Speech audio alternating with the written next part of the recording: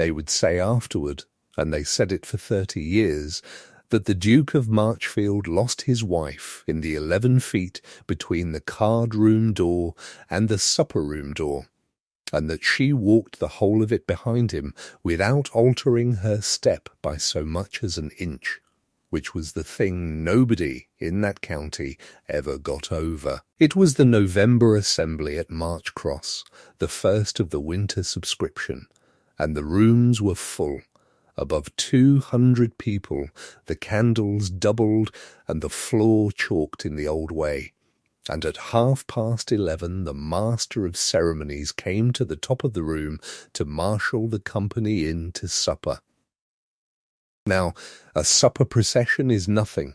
It takes 90 seconds.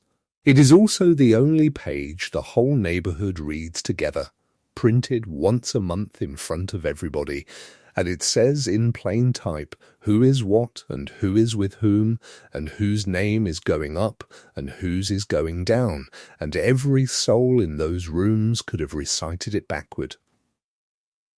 The Duchess of Marchfield walked in first.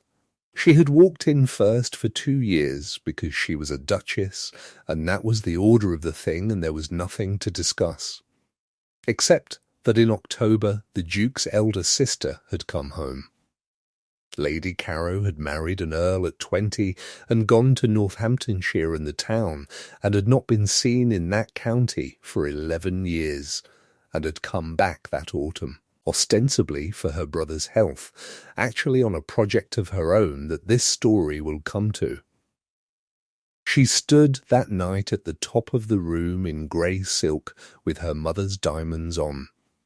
And when the master of ceremonies made his little bow toward the Duke, she put her hand through her brother's arm. It was smoothly done. It was so smoothly done that half the room could afterward be persuaded it had been an accident, and the half that could not be persuaded were the half that mattered.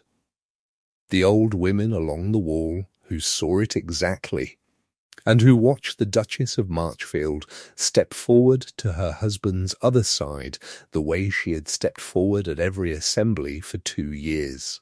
And Hugh, 4th Duke of Marchfield, 38 years old, master of 11,000 acres and of very nearly nothing else, looked at his sister's hand on his sleeve and at 200 faces waiting to read the page, and said, "Walk behind us." The rooms were not quiet. That is the detail people get wrong.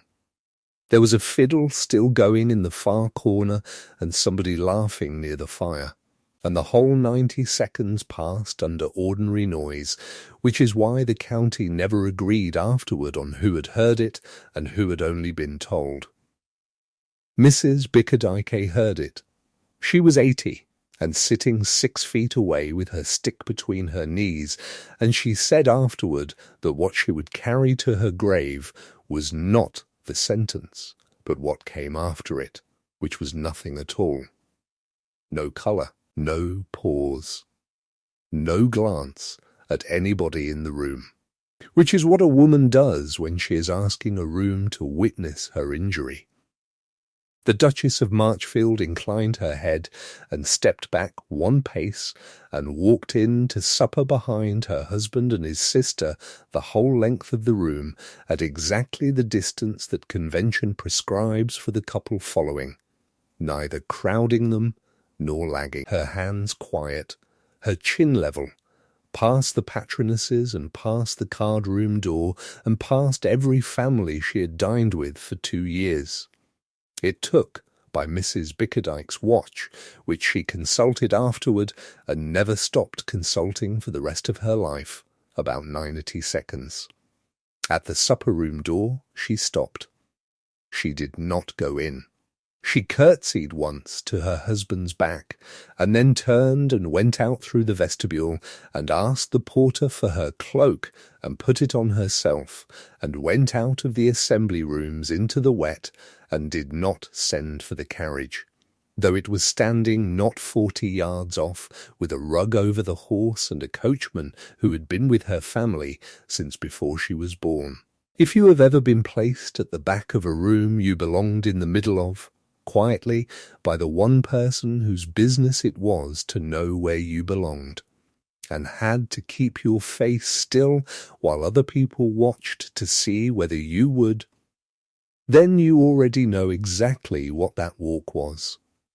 And you will not need this story explained to you so much as confirmed. If you know that feeling, tell me in the comments where in the world you are listening from, and stay with me. Because that woman walked 11 miles in the rain that night in a pair of dancing slippers, and the Duke of Marchfield spent the next year of his life walking, and he never once got in front of her again. She went home on foot, by the footpath. This is the part of it that the county has never entirely believed, and that is nevertheless a matter of record. Because 3 people saw her at various points, and one of them was a shepherd who had no idea who she was. She went up Marchcross Lane and over the stile by the pound, across Baynard's Fields, along the headland of the 20-acre, down through Hollow Bottom and out onto the moor road, and over the moor by the old Bounds path, which is not a path anybody walks at night in November, and which she had first walked at 14 with a chain over her shoulder behind her father. 11 miles and a quarter. It took her 4 hours and 10 minutes, and she arrived at the west door of Marchfield House at 3:45 in the morning with her slippers gone entirely, the soles of them worn through and off, so that she had walked the last 2 miles from Hollow Bottom in her stockings. And the housekeeper, Mrs. Eyre, who found her sitting on the boot-room bench, taking what was left of them off, said that her Grace looked up and said, in an ordinary voice, "I am afraid I have ruined the good ones. Would you ask Dyer to come to me at 7, and not to say anything to anybody?" She was gone by 9. She took the small trunk she had come with, and her father's chain, 40 links of brass in a canvas bag, and his ranging poles, and his level, and the 2 field books that had his hand in them, and the 4 that had hers, and she took her walking boots, and her thick coat, and her own money, £61, and she left everything else that had come to her by marriage laid out in its cases on the dressing table, not tumbled, arranged, and she left, and this is the thing that broke him in the end. Nothing written at all. No letter. No account of the work. In the estate office on the north wall there hung the map she had been making for 2 years, 6 feet by 4. Every field of Marchfield surveyed and drawn and named in her small upright hand, the drains and the falls and the ancient bounds and the rights of way, the first true map of that estate since the 17th century, and it was still hanging there, unsigned, and it would hang there for 11 months. She took the field books that told how it had been done. She left the map, and she left, in the top left corner of it, the one piece of it that was not finished. A rectangle of clean paper about the size of a hand, where the moor runs up to the Carrow boundary and the old bounds go round by the standing stone. They had been saving that corner. It was the last unwalked ground on the estate, and they had said, in September, the 2 of them, that they would do it together in the spring. Nobody saw her go except Dyer, who had brought the cart round to the west door himself and would not let the boy do it, and who handed her up onto the seat and stood there with his hat in his hands. 2 miles along the Nethercombe Road, at the top of Hollow Bottom where the whole of Marchfield lies below you in one piece, she asked him to stop, and got down, and stood at the stile there for a moment, looking at it, and Dyer, who was 71 and had walked that ground with her father, saw her put her hand flat on the top bar of the stile. Once, the way you would put your hand on a horse you were leaving. Then she got up onto the cart again and said, "It will rain before noon, Amos. Get the beasts off the 20-acre." And that was the whole of it, and she did not look back, and she had, from first to last, done exactly and precisely what she was told. To understand what walked out of those assembly rooms, the story must go back to a man named John Donne, who was born in a cottage on the edge of Marchfield Moor and who mapped, in the course of 40 years, something above 200,000 acres of that county, and who died owing £1,100. He was a surveyor of the old practical kind, self-taught out of borrowed books, who began by measuring hedges at 6p a field, and ended by being sent for by 3/4 of the great estates in 2 counties, because he had the 2 things the trade requires and hardly anybody has together, which are a beautiful hand and an incorruptible one. He would not draw a boundary where the money wanted it. He drew it where the ground said it was, the ground being, in his view, the only witness in the case that had never yet been known to lie. And because his wife had died young and there was nobody to leave the child with, he took his daughter out with him from the age of 6, and she carried the poles, and then the level, and then, from about 11, the far end of the chain. That is the whole of Hester Donne's education, and she learned the county the way other children learn a house. By 14, she could hold a line across a slope in a wind. By 16, she could keep the field book, which is the real work, and by 20, she had walked the bounds of some 40 parishes and could stand on any hill in that division and tell you what fell which way and which hedge was 200 years old and which was planted in her lifetime, not from a map, but because she had been there, in the rain, holding the chain. Then, in her 23rd year, her father took the survey for the Marchcross and Fenny navigation.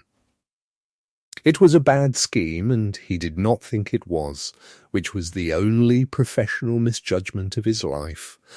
And when the company failed with 3 miles dug and every subscriber's money in the ground, the assignees came after such of the contractors and professional men as could be reached. John Donne could be reached. He had given his own bond for the levelling work, and the sum went against him, and it took the house at Nethercombe, and the instruments, and, by degrees, the man himself, who went on working to the end because there was nothing else to be done, walking bounds for 8 shillings for men who had paid him 10 guineas 5 years before, and who died at 61 in a rented room above a saddler's with his daughter reading the levels back to him because his eyes had gone.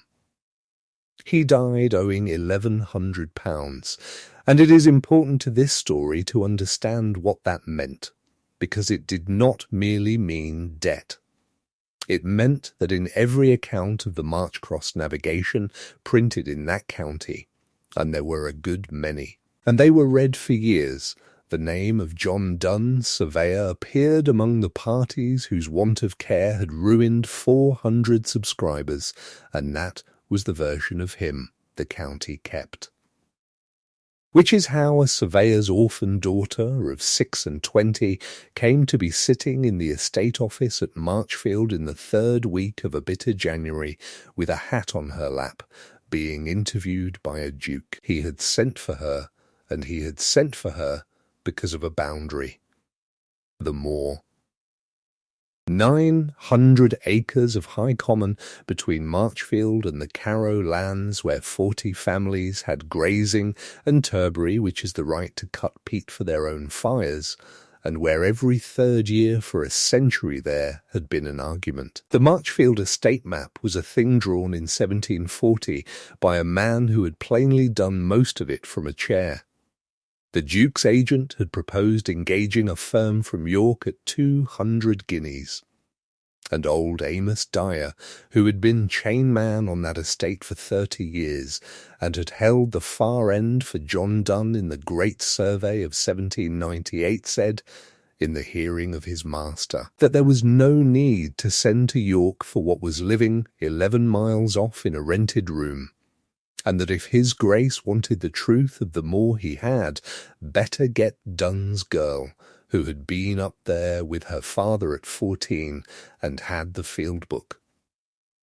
So she came, and she sat in that office, and the Duke of Marchfield asked her what she would charge to resurvey the moor, and she said £40, and the use of a cart, which was less than a fifth of the York figure, and he asked her, being a careful man, why so little, and Hester Donne said, "Because I want it done right more than I want £40, your Grace, and because my father's name is in the case, and if I do it and it holds, that is worth more to me than the money." He looked at her for a moment and said, "In what way is your father's name in the case?" And she said, "It is in every newspaper you have on that table under the word ruin, and it was not his doing, and I have no way on earth of arguing with a newspaper. But I can walk a boundary so that no man in England can shift it, and if I do it often enough, in the end that is the argument.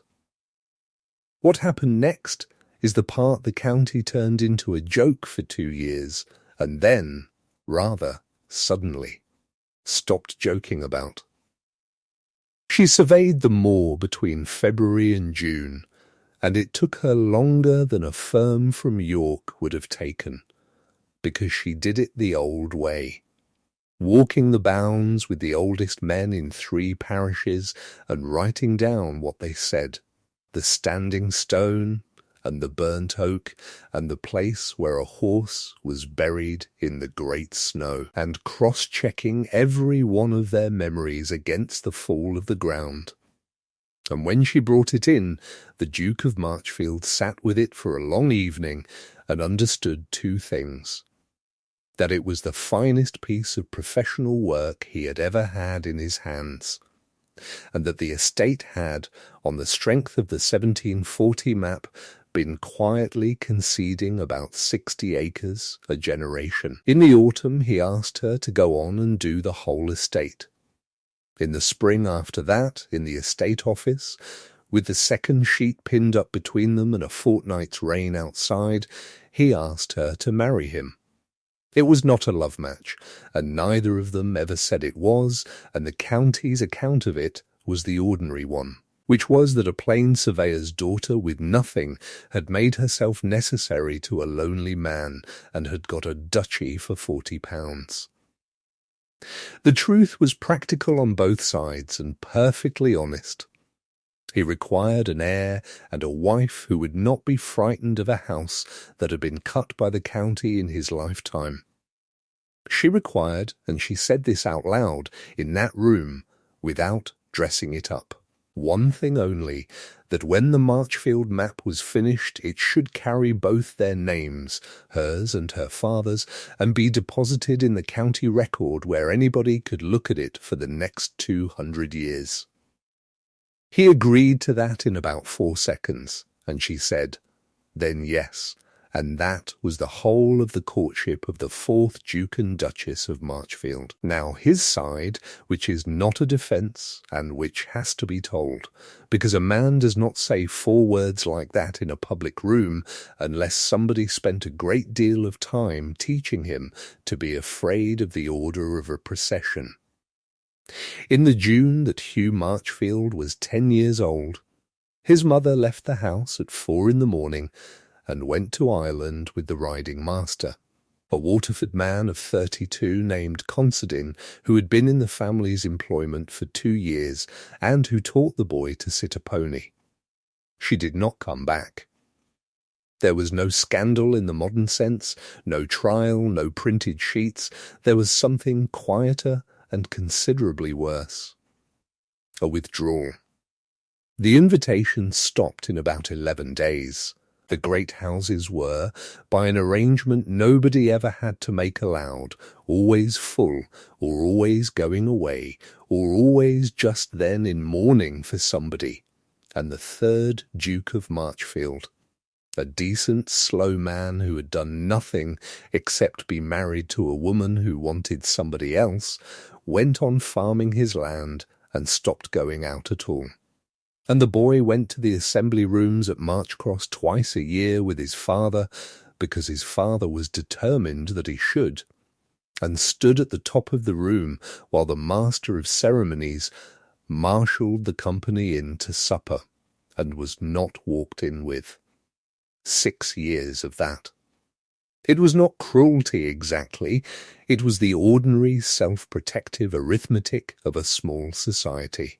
And everyone in it would have told you they bore the family no ill will whatever.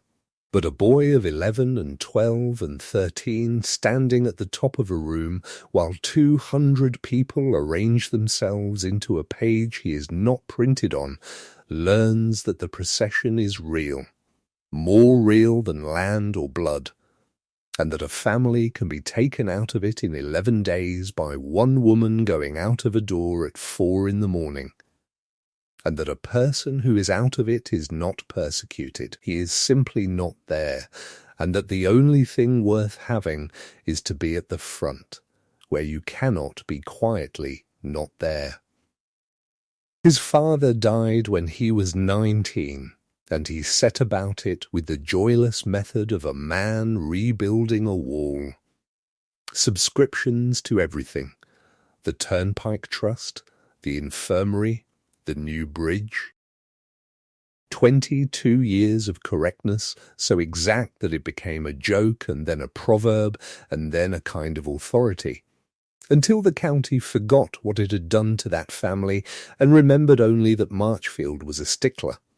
And the fourth Duke, who never forgot for one single week of those 22 years, walked in first at every assembly he attended and knew to the inch what it had cost him. And then he married a surveyor's daughter whose father's name was in the newspapers under the word ruin. And the county lifted its eyebrows, and he found, to his own considerable surprise, that he did not care very much, because the 2 years that followed were the best of his life.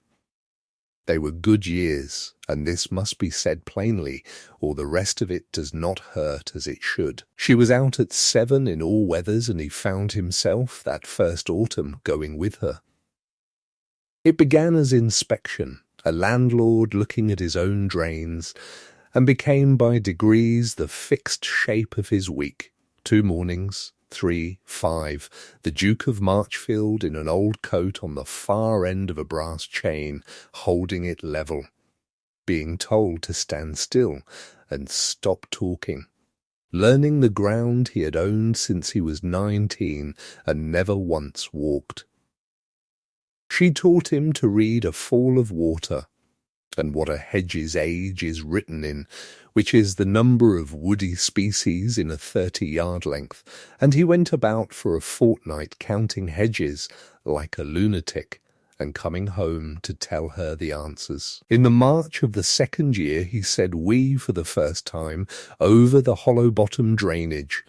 Not I shall have to see whether the estate can carry it, but we can carry it if we do the 20-acre next year instead. And she looked up from the field book with her pencil stopped, and neither of them said anything, and both of them understood exactly what had happened. And in the September before the assembly he came out to Baynard's with the cart himself, and took the far end of the chain out of Dyer's hands, and carried it the whole day, which is an entire day of walking backward, and Dyer, who was 71 and had held it for John Donne, walked behind the pair of them all afternoon, with his hands empty and his face wooden, and told his wife that night that he had seen the young man laugh twice. They had one piece of the estate left, the top left corner, where the moor runs up to the Carrow boundary and the old bounds go round by the standing stone, hard ground and dangerous in bad weather, and they had agreed in September that it would keep till the spring, and that they would do it together, and she had left it blank on the great map because she would not draw ground she had not walked. That was the state of the world in the 3rd week of October when Lady Carrow came home. She came for 2 reasons, and the family reason was the smaller of them. Her husband's people had been eyeing Marchfield Moor for 30 years, and there was a fresh scheme afoot, better dressed than the old ones, resting on a plan lately produced from the Carrow muniment room, which showed the boundary running by the burnt oak and not by the standing stone, and which, if it stood, moved 900 acres of common and 40 families' peat and grazing into the Earl of Carrow's hands.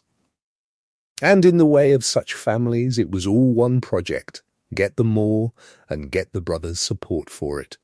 And while one is about it, do something at last about the surveyor's daughter, whose existence Lady Carrow regarded as the second calamity to strike that house, and by a good margin the more avoidable of the two. She was not wicked, and she had suffered too. She had been 15 when their mother went, and had been taken out of the procession at 15, which is a worse age than 10 for it.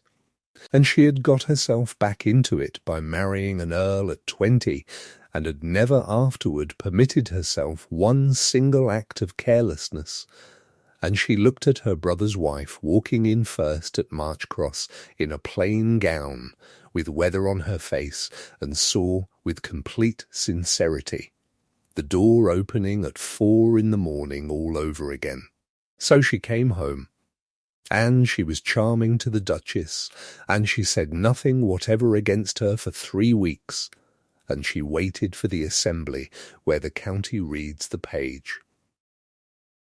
And on the night, at the top of the room, she put her hand through her brother's arm and let the master of ceremonies wait, and she did not say a word, because she did not need to.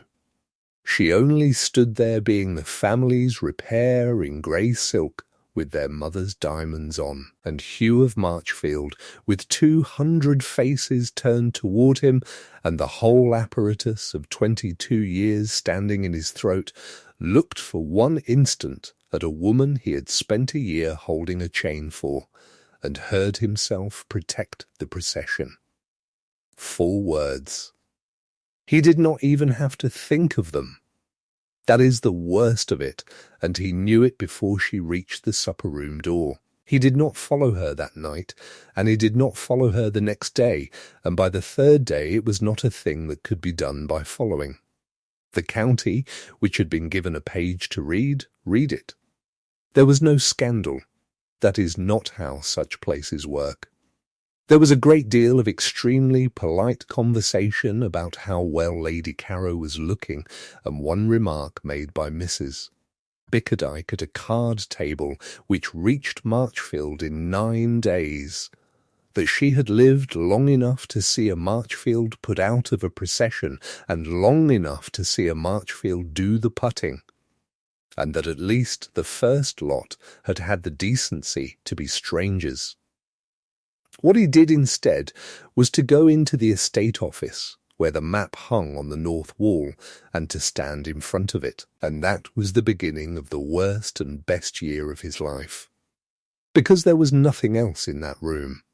No letter, no account of the work, nothing whatever to answer or be angry with or hold. Every one of the 6 field books was gone, hers and her father's, and with them the whole apparatus by which that map had been made, the bearings, the chainages, the sketches, the notes of what the old men had said. She had taken the working. She had left the finished thing, 6 feet by 4, unsigned, the truest document that a state had ever possessed, and she had taken every scrap of the reasoning that stood behind it, and it took the Duke of Marchfield above a fortnight of standing in front of that wall to understand that this was not spite, and was not even a message. She had simply taken what was hers. The map belonged to Marchfield because Marchfield had paid for it. The field books were the work of two people's hands, one of them dead, and neither of them him. And in the top left corner there was a rectangle of clean paper the size of a hand. And there was nobody on this earth who could fill it in except the woman who had just walked out of his house in her stockings. And, in the fullness of time, and if he were prepared to be laughed at, himself, Mr. Amos Dyer, was sent for on the 4th day, and stood in that office with his hat in his hands and gave, in answer to a question he had been waiting 11 days to be asked, the only testimony of his life. How much of this estate is hers? The whole of it as you have got it in your hand, your grace. And I do not think you know yet what that means. 60 acres a generation, that map is worth, that being what your family has been quietly handing over since 1740 on the strength of a plan drawn by a gentleman who did most of it from a chair. The hollow-bottom drainage. The 20-acre headland which was carrying water for the Fenny Road these 90 years, and is not now. 6 rights of way that were about to be lost by disuse, and are now walked once a year with a boy in a chain so that they cannot be. The Moor Bounds, which is the only reason you are not at this hour in a very bad position with Lord Carrow. He turned the hat once. I held the other end for her father 35 years, and I have held it for her. And I will say this for the pair of them, and then I am done. There is not a man in the trade in this county who would not draw you a line where you wanted it drawn. That family never would, and it cost the father everything he had, and she has been paying the interest on it since she was 23, and last month at Marchcross you put her behind you in front of the whole of it. He put his hat back on. You will want the moor walked before the spring, your grace, and there is nobody now to walk it but me and a boy of 8, and I am 71. So he began to walk. It is worth being exact about what that was, because the county laughed at it for a month, and then stopped. All through that winter the Duke of Marchfield went out with Amos Dyer at 7 in the morning in an old coat, on the far end of the chain, learning by main force at 8, and 30 what he might have learned by osmosis at 8. And he was bad at it. He held the chain slack and pulled the line out of true. He walked the 20-acre headland in January and put its length down as 310 yards, and Dyer, who had not measured it, said without any particular emphasis that it was 284 and had been since the enclosure, and he went out and measured it again, and it was. And on a fine hard morning in February he went up alone, without telling anybody, and tried the corner. 900 feet of moor between the standing stone and the Carrow boundary, in frost, with the field book in his pocket, and he was up there 5 hours, and came down with a set of figures which he sat over that night, and understood at about 11 o'clock to be worthless, because he had run his line from the wrong stone, there being 2. One of them a gatepost that had been standing since his grandfather's time, and which every man in the parish knew about, and the whole of his afternoon's work was a careful and beautiful record of a boundary that did not exist. He rubbed it out and left the corner blank. The truth-tellers arrived in the order they generally do. Mrs.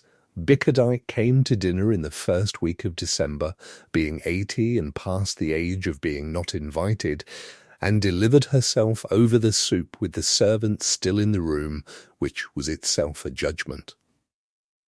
I sat along that wall for 6 years, Hugh, and watched them not walk in with you, and I want you to know that I did nothing either, and that I have been ashamed of it for 28 years and shall die ashamed. And the first evening you had somebody of your own to walk in with, you sent her to the back. You did not learn that from your mother, my dear. Your mother, whatever else she was, went out of the front door at 4 in the morning and took the consequences of it in front of everybody, which is more than can be said for a man who spent 22 years subscribing to bridges to buy back a place in a line. She took a little wine. You have not been correct all this time, you have been frightened, and there is no shame in it until it starts costing other people. It has now cost somebody. My advice, and I shall not repeat it, is to stop trying to be at the front. They will not respect you for it. They never did. But it was the boy who finished him, in the last week of February, in the estate office, in front of the map. Hal was 8. His father had been a cousin of the Duke's and had died at sea, and his mother the following winter, and he had been at Marchfield since he was 6, and had spent 2 years carrying the far end of a brass chain across every field on that estate, which is to say that he had been, without anybody putting it in those terms, apprenticed. He stood in front of the map with his hands behind his back, looking at the blank corner, and he asked his question in the flat, unanswerable voice of a child who has worked the sum and finds it prove. Uncle Hugh, when you walked in to supper at the assembly, where were you meant to be walking? In front, Hal, with the Duchess. So you were both meant to be at the front. Together, he went on looking at the corner. Then, when you told her to go behind, who did you think was going to be at the front with you? Because Aunt Hester was already there, she was in the right place. He turned round. Dyer says the chain doesn't work if one of you walks behind. He says it has to be 2 people the same distance apart the whole way, or the number comes out wrong. And if the number comes out wrong, you can't put it on the map, and if you can't put it on the map, then nobody after us knows where anything is. And then, having been taught his manners by the person under discussion, he made his bow before he asked the rest of it. You said we'd do the corner in the spring. It's nearly the spring. Who's going to hold the other end? She had gone to Nethercombe, the village she was born in, and taken 2 rooms over the saddler's, the same saddlers, though not the same rooms, and she had done nothing at all for 9 days, which everybody who knew her agreed was the most alarming thing she ever did in her life. Then on the 10th day, a farmer named Beeley came up the stairs with his hat in his hands about a hedge. He and his neighbour had been 3 years at a ditch that each of them said belonged to the other, and he asked her what she would charge to come and look at it, and she said a shilling and her dinner, and she walked out there the next morning and spent 4 hours on 110 yards of hedge, and told the 2 of them, in front of each other, that the ditch was Loveday's and the bank was Beeley's, and had been since before either of their fathers were born, and that they could see it for themselves in the way the thorn was laid, and that if they wanted it in writing it would be another shilling. They did want it in writing. And that was the beginning of a practice that lasted the rest of her working life. By Christmas she had walked bounds for 4 farmers and 2 parishes. By February she was being sent for by the enclosure commissioners at Fenny, who had a great deal of money and no idea where anything was, and by the vestry at Marchcross about a footpath. And she charged them all what the work was worth, and not a penny more. And she was, for the first time since her father died. Entirely and openly her father's daughter, working under her own name in the county where the name meant ruin, and rubbing it out one hedge at a time. She did not weep. Her old servant, Bessie Rand, who had walked out of Marchfield House the same morning and had not been asked whether she wished to, said only that her mistress was out in all weathers and slept like a felled tree, and that on the last Thursday of every month, which was assembly night at Marchcross, she went to bed early and did not read. Meanwhile, the Earl of Carrow's business was proceeding, and it was proceeding badly for the 40 families on Marchfield Moor. The claim was formally made in the new year, 900 acres, on the strength of the plan out of the Carrow muniment room, the boundary to run by the burnt oak. It was very well got up. 2 old men in the Carrow villages were prepared to swear to the burnt oak. There was an opinion from London, and there was, above all, the fact that the only document on the Marchfield side was a great new map made by a person of no professional standing whatever, the daughter of the man who had ruined the Marchcross navigation. Lady Carrow put the family case to her brother in March, in the Yellow Room, and put it kindly. The moor was of no real use to Marchfield.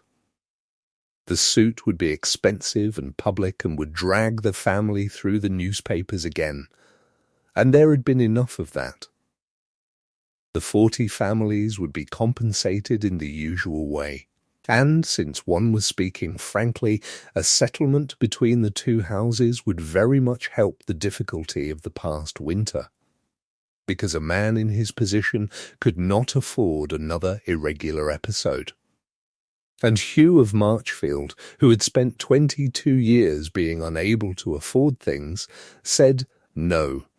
He said it 3 times in the course of an hour, in ascending order of plainness, and the last of them was this: you were 15 and I was 10, and they took us both out of it, and you have spent your life getting back in, and so have I, and I have looked at what it makes us. It makes us people who put somebody behind us to keep our own place in a line. You did it to my wife in October in front of 200 people, and I did it for you.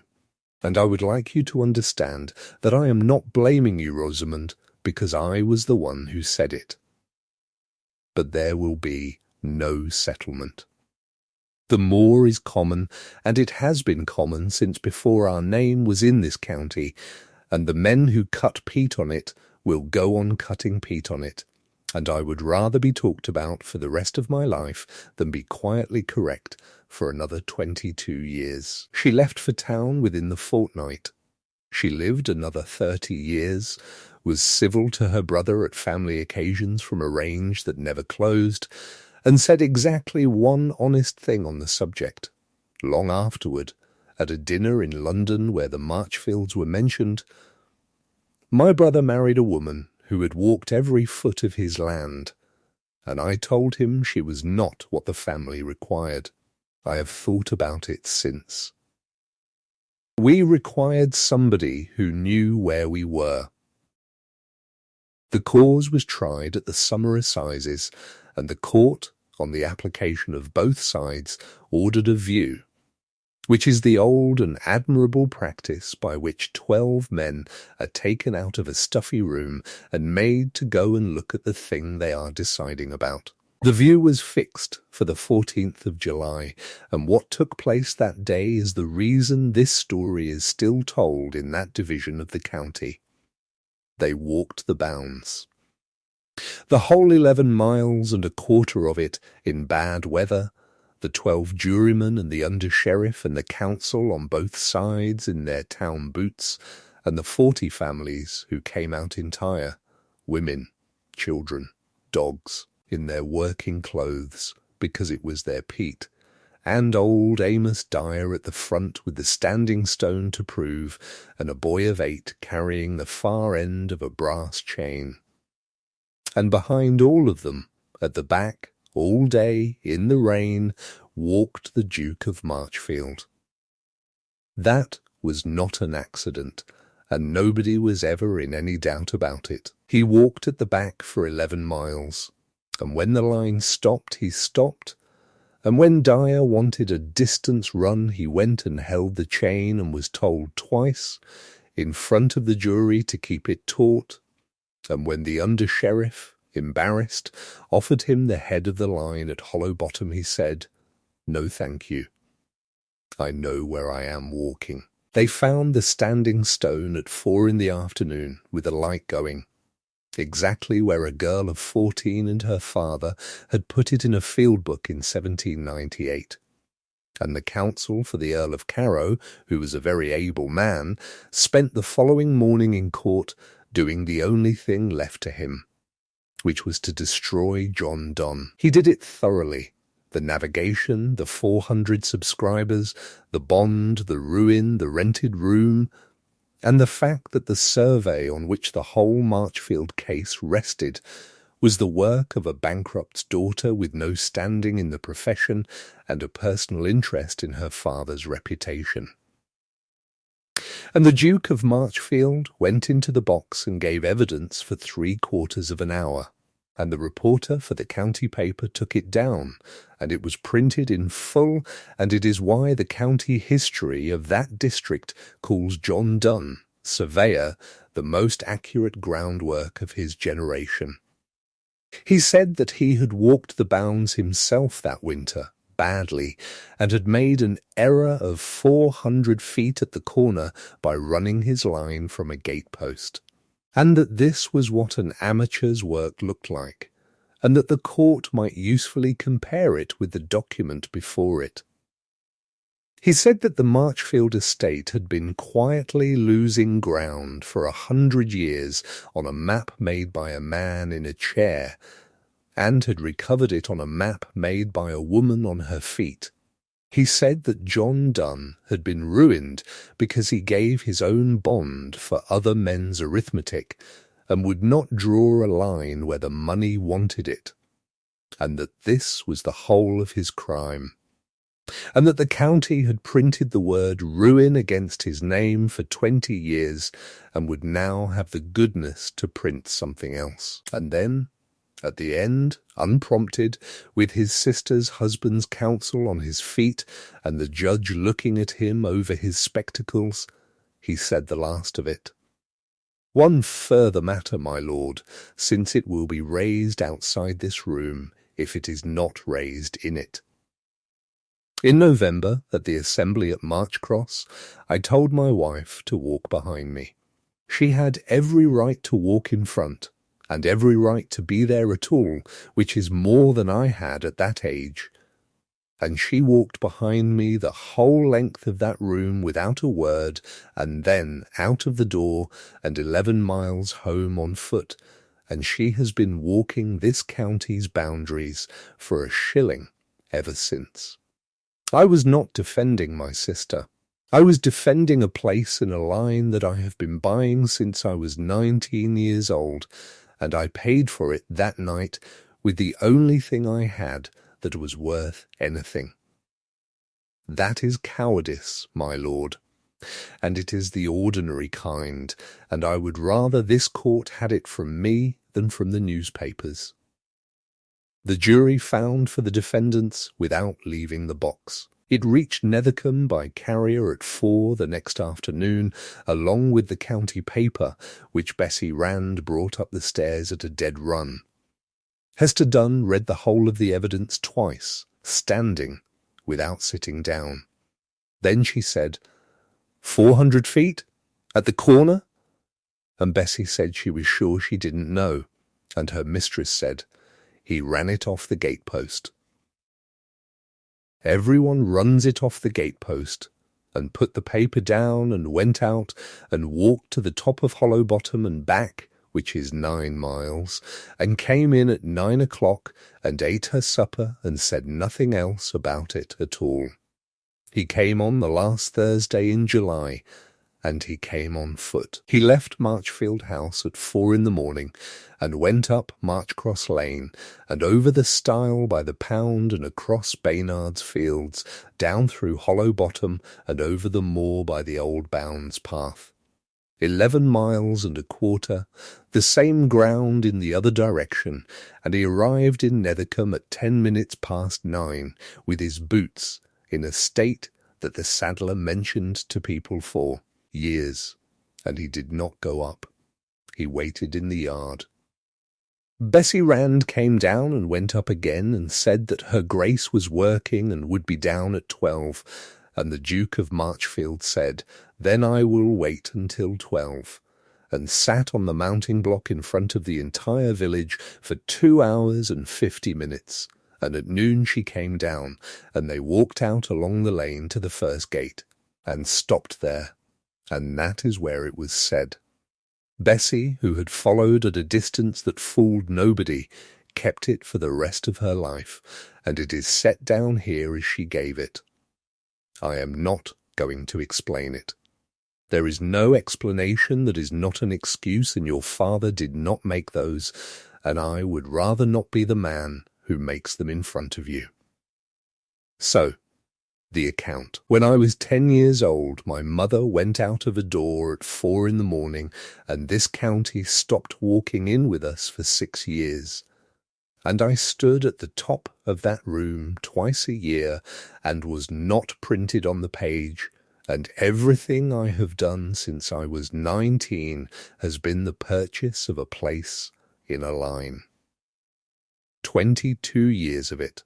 And in November my sister put her hand on my arm in front of 200 people, and I had 1 second to choose between the line and you, and it was not even a struggle, Hester. That is the part I will not soften. I did not agonize. I protected the position, the way a man puts out his hand to catch a falling glass, and I have understood since that this is what I have made of myself. That my first movement is not toward the person, it is toward the front of the room. He stopped. I have walked your ground all winter. I am bad at it. I ran the corner off the gatepost and put 400 feet of nothing into a field book. I have said in open court what your father was and what I am, and none of that is generosity. It is a correction of the record, and it is 20 years late. I am not asking you to come home. I am asking what payment looks like, and I will meet it over any term, and if there is no payment I will keep the more common, and your name on the map, and the corner blank, and trouble you no further. She was quiet for a while, standing with her hand on the top bar of the gate. Then she spoke in the voice the village called her measuring voice, level, unhurried, 1 item at a time. 4 things, and I will not bargain over any of them. First, my place is settled before the room, not in it. I do not need to be at the front, and I never once asked to be, and if you had come to me in the card room and said, "My sister has been out of this county for 11 years, and it would mend something old to let her go in tonight," I would have walked behind her and thought nothing whatever about it. It is not the walking. It is being placed, in the moment, in public, by the one person whose business it is to have decided already. I will not be placed again. Second, you will stop buying it. The subscriptions that are not charity, the correctness that is not manners, the 22 years. If they drop us, let them drop us. I have been dropped by better people than the Marchcross Assembly, and it does not stop the water running downhill. Third, and here, Bessie said, the measuring voice went for a moment. 2 years ago in that office I asked you for one thing, and you agreed to it in 4 seconds, and it is not done. My father's name and mine on that map, and the map deposited in the county record where anybody may look at it for the next 200 years. It has hung on your wall unsigned since the spring before last. I do not think you refused it, Hugh. I think you never once thought about it again, and I have looked at that blank space at the bottom of my own work every day for 2 years and said nothing, because I was afraid that asking twice would make me the sort of wife who asks. Fourth, you will wait. You were very fine in a courtroom. The whole county has been telling me so for a week. A thing said in 1 hour can be unsaid in 1 hour. Give me the ordinary weeks, and I will do what I always do, which is walk the ground myself and see whether it holds. He said, accepted, all four, without negotiation. And then, because he had learned something in 8 months, he did not say anything else at all. He raised his hat and turned round and walked the 11 miles home. The ordinary weeks are the part the county never repeated, and they are the part that counted. The map went to the county record office in the 2nd week of August, and it is there now, and along the bottom of it, in the hand of a March-cross engraver working from a specimen, it says, "The estate of Marchfield, surveyed and drawn by John Dunn, land surveyor, and Hester Dunn, his daughter, from the perambulations of 1798 and following." And through that autumn and winter the Duke of Marchfield walked the parish bounds with Emma Dyer every week, and got slowly better at it. He gave up the Turnpike Trust and 2 committees, and kept the infirmary, which he had always meant honestly. And at every assembly at Marchcross from August to the following June, 11 of them, he walked in to supper last.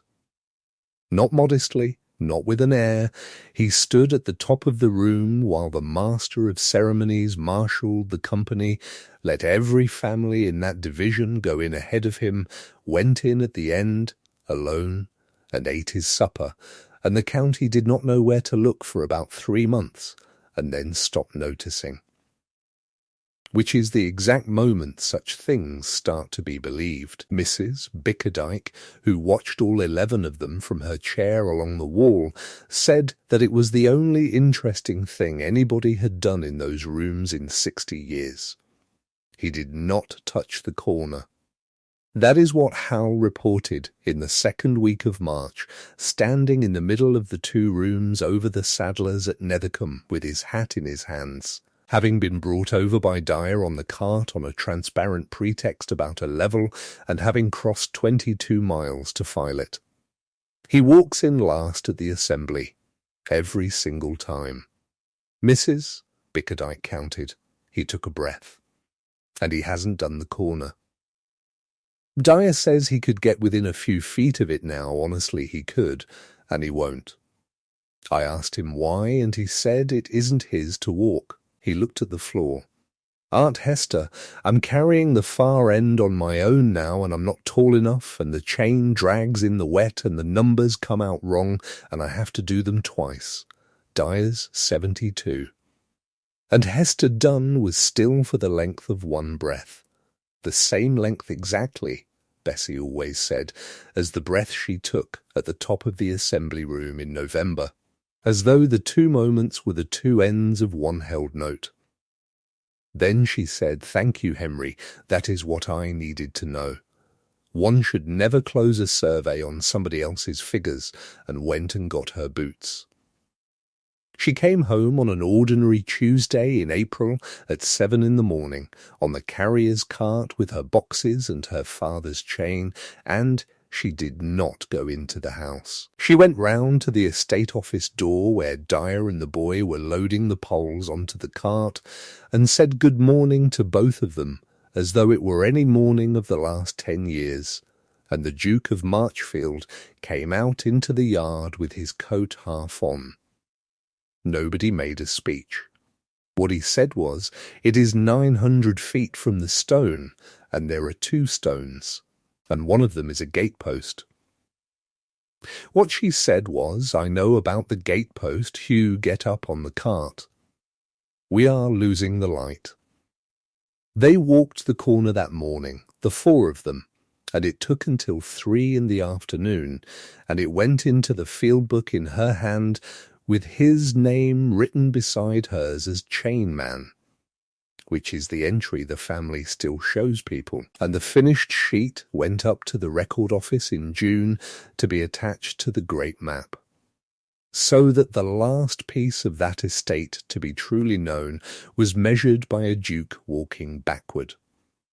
A boy of 9, a man of 72, and the woman who had been sent to the back of a room. And from that spring to the end of their lives, every rogation tide, the parish of Marchfield walked its bounds entire, 11 miles and a quarter, with the whole village out, and the Duchess of Marchfield led it, because she was the only person living who knew every foot of it, and her husband walked at the back with the boy and the chain, and there was never 1 year in 40 when he did not, and the parish came to time itself by it. They had 4 children. The eldest was a girl who could keep a field book at 11 and who eventually surveyed 3 counties and signed her work done, being permitted by both her parents to do so. And at the last of those perambulations, when he was 79 and was brought up to the Standing Stone in a cart to meet them, the parish came over the ridge with the old woman at the head of it, and somebody's grandchild asked why his Grace always walked at the back, and Mrs. Bickerdike's great niece, who had the story from the source, gave the answer that District has been giving ever since. Because he told her to walk behind him once, in front of everybody. And she did, and he has been walking behind her for 40 years to see what it was like.